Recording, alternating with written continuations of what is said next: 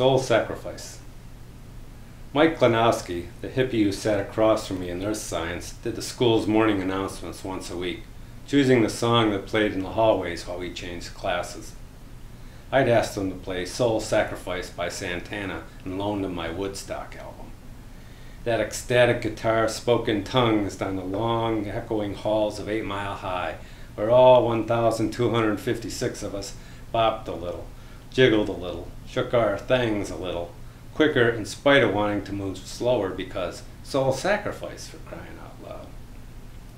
Earth science, for crying out loud, science for those not going to college, did not provide information more useful than biology or chemistry for us future factory rats, but having Earth in the title made it sound practical.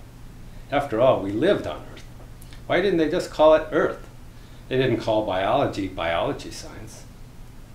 Klanowski arrived late to class when he did announcements. He was a music head and a pot head and just about any kind of head you could name. His wild, frizzy hair parted in the middle, permanently electric. He was one of 2 hippies at 8 Mile, the other being Jim Terlicki, a freak in every sense of the word, the tallest kid in the school with another 6 inches of blonde afro on top. He and Klanowski let their freak flags fly, and those flags were glow-in-the-dark tie-dyed Acapulco gold. My father still cut my hair, too short, and we fought over it. Beautiful Belinda Spitza sat in front of me, her long hair nearly down to her ass, and her ass that day, the pale round scoops of it, slightly exposed above hip-hugger jeans as she bent over in her seat. As soul sacrifice wound down and we waited, and we sat waiting for class to begin, Mr. Chubble, with his bald, skeletal, zombie-like head, smiled at Belinda, as he did every single day, though he smiled at no one else ever and resented teaching her science because he was a physicist who should only be teaching the smart kids. Oh, Belinda knew what she knew because, like us, she was no dummy.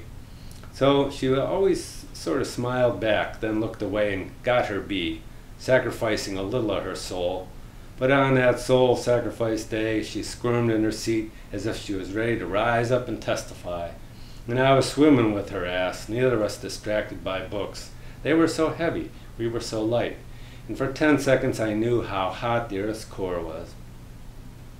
When Klanowski showed up, his hair wagging like a happy dog, and plopped down across from me, he handed back my album that gave me all the multiple choices I would ever need, along with a convenient place to roll joints. And I unfolded the cover at my desk to glance at the large photo of blurry naked people. And Chubble was taking roll, and I was here, and Klanowski was here, and Belinda turned around, and it looked like she was going to say something, her eyes meeting mine above the album cover. But she didn't. And because Belinda knew what she knew, and would have gone to Woodstock given the chance, she gave me a smile that exploded my head like a cherry bomb, then turned back to say, "Here," with a sneer. And Klanowski looked over at Belinda's ass and then at me, and smiled and rolled his enormous eyes like something out of astronomy, like a constellation we all knew but had no name for. The tall tale of the cowboy mattress. The single mattress, decorated with laconic cowboys twirling graceful lassos on gallant horses under puffy clouds, lasted through a lot of stains. The grizzled cowboys, with their hands a-tremble, spilled their cowboy coffee. The gray plains were layered with the dust of early grief and random explosions. Sometimes sheets glowed, or someone saw stars in big sky country. One sharp spring, exposed beneath a tear, could give a person a rude poke during sexual wandering, sometimes me. I was 25 when the cowboys went out on a cattle drive and never returned. Today I lie on my son's mattress. He's 14, a freshman at 8 Mile High. My wife wants to know if it's still big enough to give my small opinion as he passes me in height. Too soft? Too saggy? It smells like teenager, his room uneasy and random accumulation.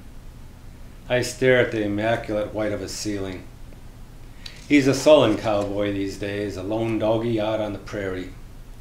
We keep calling him back to the campfire, but he prefers his cool personal darkness. When my parents sent me on my way with a cowboy mattress, it meant I wasn't coming home. The women I slept with rarely complained, though sometimes did, and We rolled off onto a thin rug or thick carpet and camped there instead, drunk, sprawled in the dust of a night already galloping off into the recesses of memory. You had to press hard on that one torn spot to hurt yourself, but pressing hard was part of it.